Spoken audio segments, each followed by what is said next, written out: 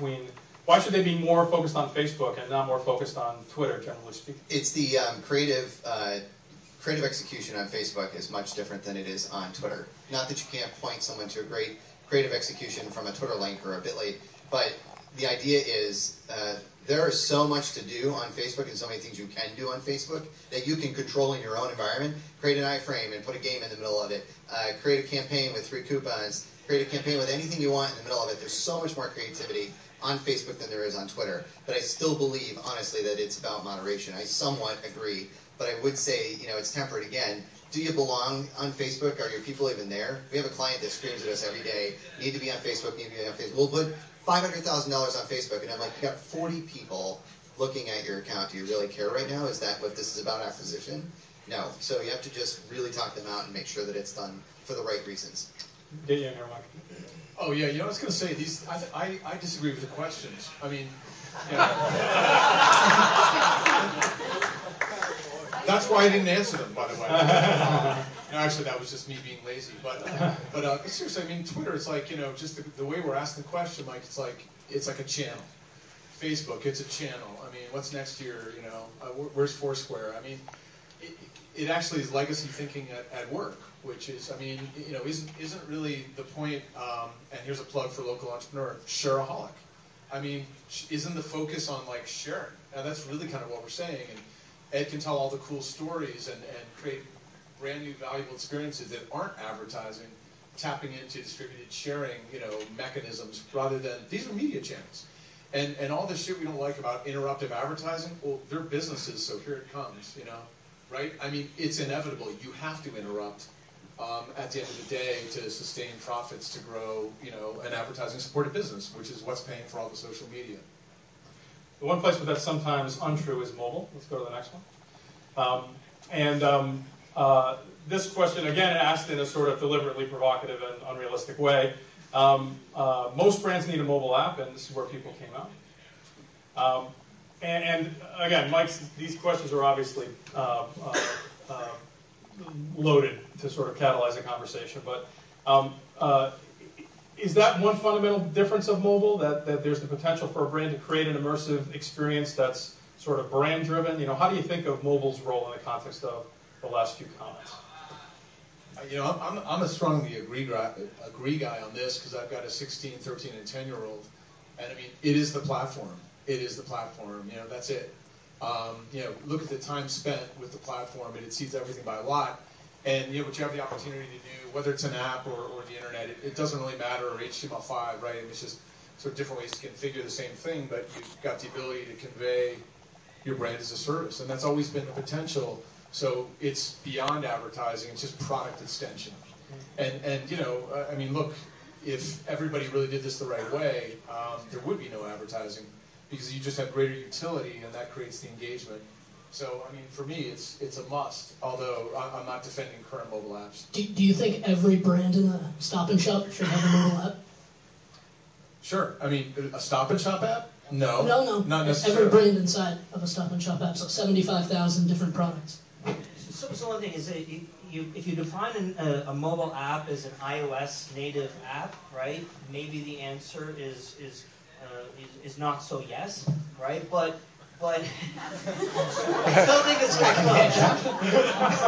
it's pretty close. But no, there are a lot of brands that don't need an immersive iOS app. And so to what Mike said, is an HTML5 page or a mobile optimized site is probably good enough. But if you don't have that, then you're losing something. You're missing the fact that so many of your customers are, just the way that they're interacting with their phone, just in such a more personal way, immersive way, on the go, etc. If you're not thinking about that, I think you're losing something, even if you're like Sugar.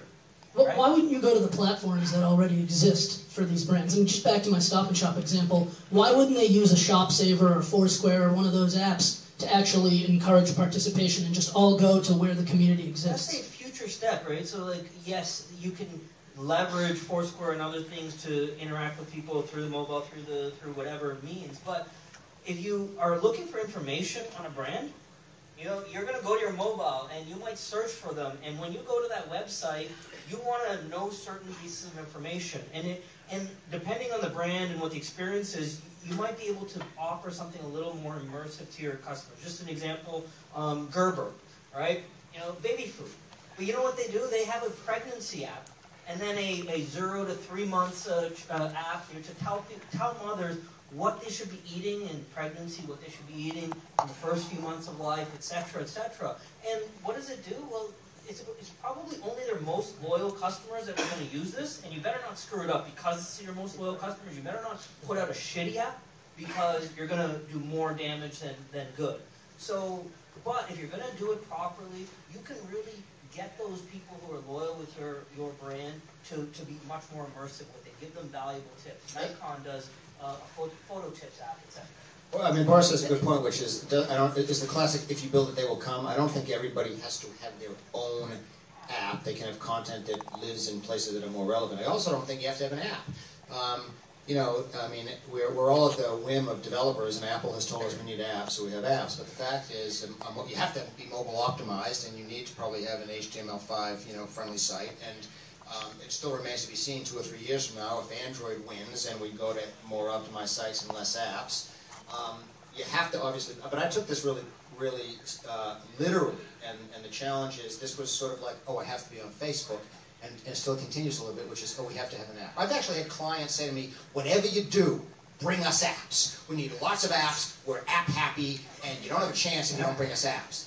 It had nothing to do with, well, what would the functionality be, or what would the utility be, or why do we need the apps, or what service are we going to provide to customers. Just bring me apps. I got that box to check off. I think it's ridiculous. I mean, in answering it differently, it's like, I would answer it completely differently. Is most brands need mobile and mobility, because you have to understand it. Whether or not you actually need an app is a whole different question. I mean, there are apps, to your point, that have a lot of utility, like Delta Assist. It's like, it's helpful, you're in it, you know, it's helping you live and operate. Those kinds of things are really good, but just to simply say blanketly, you need an app doesn't make any sense. So totally agree with that, but you also have to recognize that if you're trying to provide a more immersive experience, flight tracking or things like that, you don't get that through the mobile site today, right? Just the hardware does not support. You have to optimize. You have to optimize your site. No, but even a mobile optimized site doesn't give you the same level of user interaction. First of all, access into the rest of the phone, into location, into contact address books, into the real graphics APIs in the phone to make things easy to basically interact with. All right, last question. Brands are less important. Actually, this is the second to last question, but we're going to go quickly. Brands are less important today than they were 5 years ago. We got both ends of the spectrum here. In 20 seconds or less, Barbara, you want to make the case that is not true before we ask Boris to do the reverse?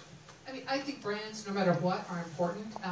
It is how consumers use them, experience them. It's all about how we're involved in their lives. It doesn't make them less important. I think how we communicate that idea of brand on a pedestal, that brand is, you know, all-knowing and understanding your brand, and you're going to tell the consumer, you know, about your brand and what to do, that doesn't exist. But brands, in terms of being of value to consumers, is incredibly important, and more important than ever, I would say.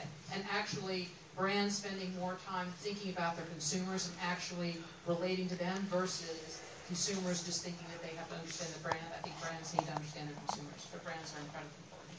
Boris, less important? Absolutely, and I approach this in 2 ways. And the way that I said I strongly agreed was this, and this is sort of your Gerber example. I would never go to Gerber to find out health facts. I wouldn't go there. I would actually search the internet and find a ton of different community information sites, Wikipedia, all these different things, because at the end of the day, I think that brands are being defined by the consumers, and I think we can all agree on that.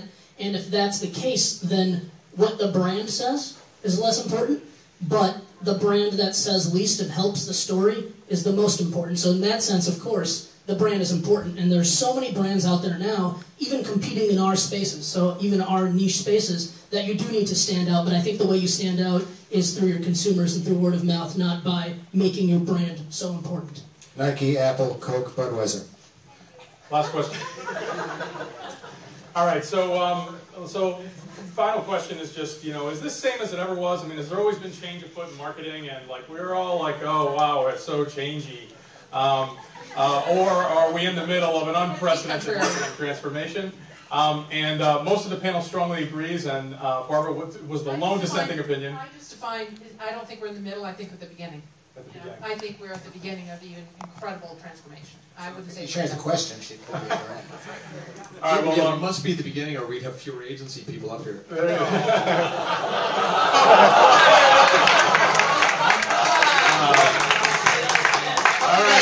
That's the most tweetable comment of the day. All right, click. One more click. We don't have time for questions, but you'll be able to respond on Boston Innovation. We have a couple of questions? Okay, great. We got some extra time. All right, so who here wants to weigh in on one of the questions or ask one of these characters a question? Feel free to raise your hand. You in the back.